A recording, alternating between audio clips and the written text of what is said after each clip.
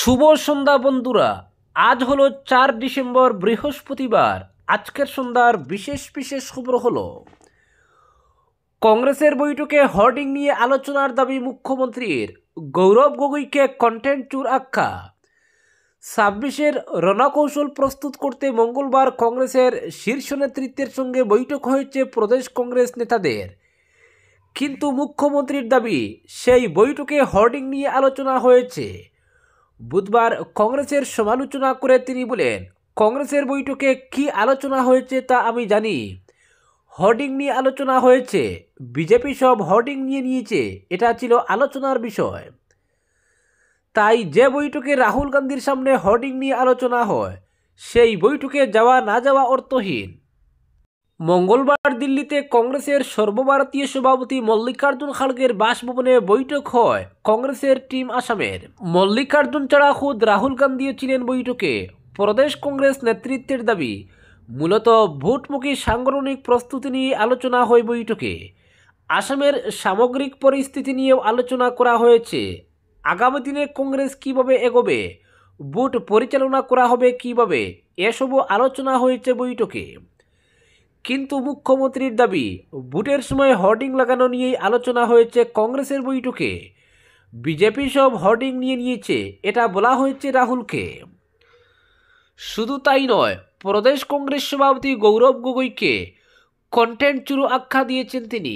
মুখ্যমন্ত্রীর অভিযোগ, আহোম দিবসে মন্ত্রী রঞ্জিত দাসের দেওয়া পোস্ট কপি করে আহোম স্বর্গদেউদের শ্রদ্ধা জানিয়েছেন গৌরব।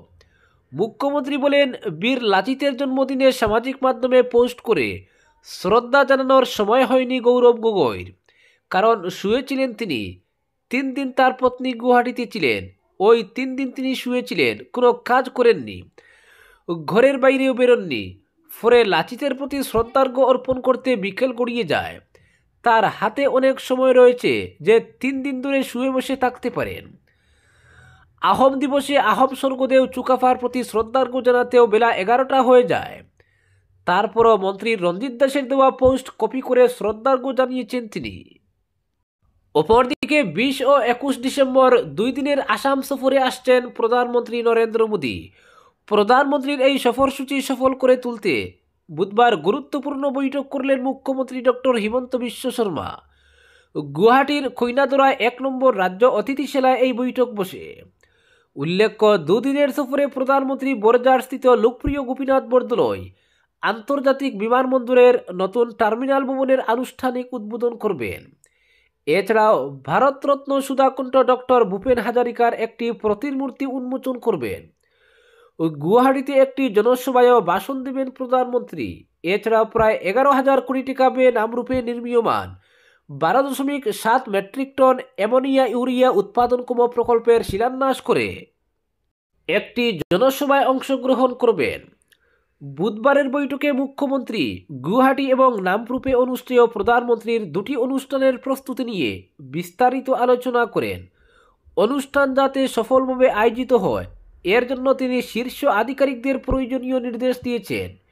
ভিডিও কনফারেন্সে বৈঠকে অংশ নেন উদ্যোগ, বাণিজ্য এবং গণপ্রতিষ্ঠান ইত্যাদি বিভাগের মন্ত্রী বিমল বোরা, বিধায়ক তরঙ্গ গগৈ, কামরূপ ও ডিব্রুগড় জেলার commissioner, Assam valley fertiliser and chemical company লিমিটেডের পরিচালক সঞ্চালক এসপি মহন্ত।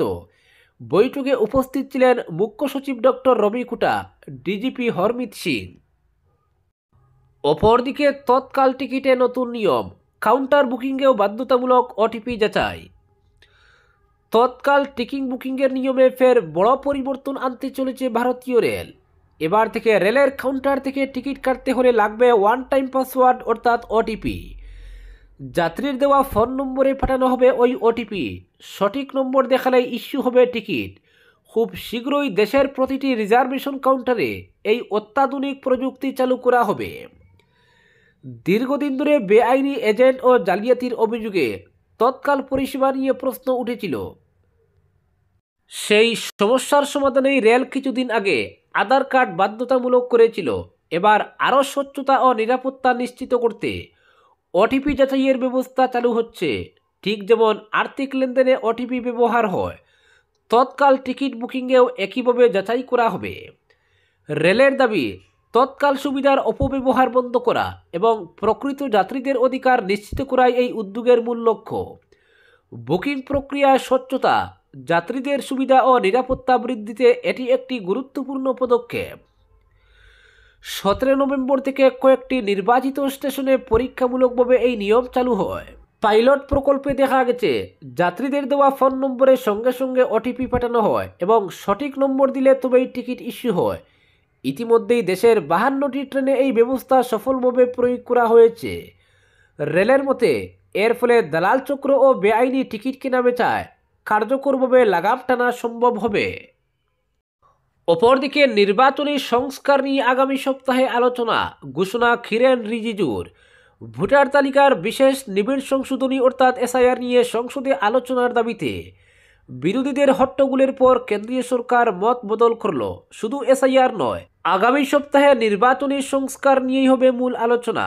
এক্স পোস্টে সংসদীয় মন্ত্রী কিরেন রিজিজু জানান, সোমবার সংসদের দুই কক্ষে বন্দে মাতরমের সার্ধশতবর্ষ উপলক্ষে 8 ঘন্টার বিশেষ আলোচনা হবে, যার উদ্বোধন করবেন প্রধানমন্ত্রী নরেন্দ্র মোদী। পরদিন মঙ্গলবার দীর্ঘ সময় ধরে নির্বাচনী সংস্কার নিয়ে আলোচনা চলবে। এর আগে দুপুরে রিজিজু ইঙ্গিত দিয়েছিলেন, এসআইআর নিয়ে বিতর্কে সরকারের আপত্তি নেই, কিন্তু বিরোধীরা ভোটার তালিকার সংশোধনী নিয়ে অবিলম্বে আলোচনা দাবি করে তুমুল হট্টগোল করেন এবং এক পর্যায়ে ওয়াকআউট করেন। পরে লোকসভার স্পিকার ওম বিড়লা সর্বদলীয় বৈঠক ডাকেন। সেখানে সিদ্ধান্ত হয় আগামী মঙ্গলবার নির্বাচনী সংস্কার নিয়ে আলোচনা হবে। লোকসভার কার্য উপদেষ্টা কমিটি সেই সিদ্ধান্তে সিলমোহর দেয়। সরকার নির্বাচনী সংস্কার নিয়ে আলোচনায় আগ্রহ দেখানোয় বিরোধীরা সন্তুষ্ট। কংগ্রেস সাংসদ মনিক্কম টেগর বলেন, এটি ইন্ডিয়া জোটের জয়। বিরোধীরা দীর্ঘদিন ধরেই নির্বাচনী সংস্কার নিয়ে আলোচনার দাবি জানাচ্ছিলেন। বিশেষ করে রাহুল গান্ধী এ বিষয়ে ধারাবাহিকভাবে সরব ছিলেন। রাজনৈতিক মহলের মতে এই আলোচনার মাধ্যমে বিজেপি ও এনডিএ শরিকরা কংগ্রেস সহ বিরোধীদেরও চাপে ফেলতে চাইবে। সামনে পশ্চিমবঙ্গ সহ 5 রাজ্যের বিধানসভা নির্বাচন। পশ্চিমবঙ্গে নির্বাচনী সন্ত্রাস ও কারচুপির অভিযোগ নিয়ে বিজেপি দীর্ঘদিন ধরেই সরব। পাশাপাশি কংগ্রেসের বিরুদ্ধে বিজেপির অভিযোগ, ইন্দিরা গান্ধীর আমলে নির্বাচন কমিশনকে প্রভাবিত করা হয়েছিল। জরুরি অবস্থার সময় কমিশনকে কংগ্রেসের নিয়ন্ত্রণে রাখা হয়েছিল বলে অভিযোগ। এমনকি উচ্চ আদালত দুবার ইন্দিরার নির্বাচনী ফলাফল বাতিল করেছিল। বিজেপির দাবি, তৎকালীন সরকার কমিশনকে চাপ দিয়ে ইন্দিরার জয় নিশ্চিত করেছিল। সব মিলিয়ে আগামী সপ্তাহে সংসদে নির্বাচনী সংস্কার নিয়ে উত্তপ্ত বিতর্কের সম্ভাবনা তৈরি হয়েছে। অপরদিকে 6 জনগোষ্ঠীকে উপজাতির স্বীকৃতি দেওয়া সংক্রান্ত মন্ত্রিগোষ্ঠীর রিপোর্ট শীঘ্রই দিল্লিতে কেন্দ্রের কাছে পাঠাবে রাজ্য। তারপর কেন্দ্রীয় সরকার কি সিদ্ধান্ত নেয় সেটা ভিন্ন, তবে আমরা দ্রুত রিপোর্ট পাঠাবো, জানিয়েছেন মুখ্যমন্ত্রী হিমন্ত বিশ্ব শর্মা। একই সঙ্গে কংগ্রেসের সমালোচনা করে তার দাবি, সংসদে বীরেন্দ্র প্রসাদ বৈশ্য যখন 6 জনগোষ্ঠীর বিষয়টি তুলেন তখন হুলস্থুল পরিবেশ সৃষ্টি করে কংগ্রেস তাতে বাধা দিয়েছে। গত 29 নভেম্বর শীতকালীন অধিবেশনের শেষ দিনে বিধানসভায় পেশ করা হয়েছে আসামের 6 জনগোষ্ঠীকে উপজাতির স্বীকৃতি দেওয়া সংক্রান্ত মন্ত্রিগোষ্ঠীর রিপোর্ট। এবার রাজ্য সরকার সেই রিপোর্ট পাঠাবে কেন্দ্রের কাছে। আহোম, মরান, মটক, কুচ রাজবংশী, চুতিয়া, 4 জনগোষ্ঠীর লোকদের উপজাতির স্বীকৃতি দিতে গেলে সংসদে বিল পাস করতে হবে। সংবিধান সংশোধনের প্রয়োজনও পড়তে পারে। তাই মন্ত্রিগোষ্ঠী রিপোর্ট দাখিল করলেও পুরোপুরি বিষয়টি কেন্দ্রের উপর নির্ভর করছে। বুধবার মুখ্যমন্ত্রীও সেটাই বলেছেন। তিনি বলেন, এটা বিধানসভার কাজ নয়, সংসদের কাজ। কিন্তু সংসদে আলোচনার পথই বন্ধ করে দিল কংগ্রেস। উল্লেখ্য, অগপ সাংসদ বীরেন্দ্র প্রসাদ বৈশ্য মঙ্গলবার আসামের 6 জনগোষ্ঠীর সমস্যা রাজ্যসভায় তুলেন। কিন্তু রাজ্যসভায় যখন বিষয়টি তুলেন তিনি, তখন কংগ্রেস সহ অন্যান্য বিরোধীরা এসআইআর নিয়ে আলোচনার দাবিতে হুলস্থুল করেছেন সদনে। বিরোধীদের হুলস্থুল প্রতিবাদে প্রথম 2 দিন সংসদে কার্যত কোনো কাজই হয়নি। অপরদিকে ডিজায়ার ফর লাইফ সংস্থাকে নিষিদ্ধ ঘোষণার দাবিতে মহিলাদের বিক্ষোভ। সাংবাদিক সম্মেলন করে অভিযোগ খণ্ডন গীতা পাণ্ডের। এনজিওর নামে অসহায় মহিলাদের ঠকানোর অভিযোগ এবং দেশের বিচার ব্যবস্থা নিয়ে বিতর্কিত মন্তব্যের জেরে অবশেষে বিক্ষোভের মুখে পড়ল ডিজায়ার ফর লাইফ নামের এক সংগঠন।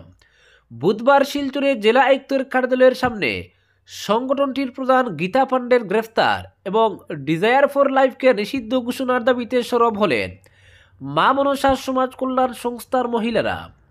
বিক্ষোভকারীদের অভিযোগ, ডিজায়ার ফর লাইফ নামক এই সংস্থাটি সমাজসেবার আড়ালে অসহায় মহিলাদের কাছ থেকে নানা অজুহাতে টাকা তুলে।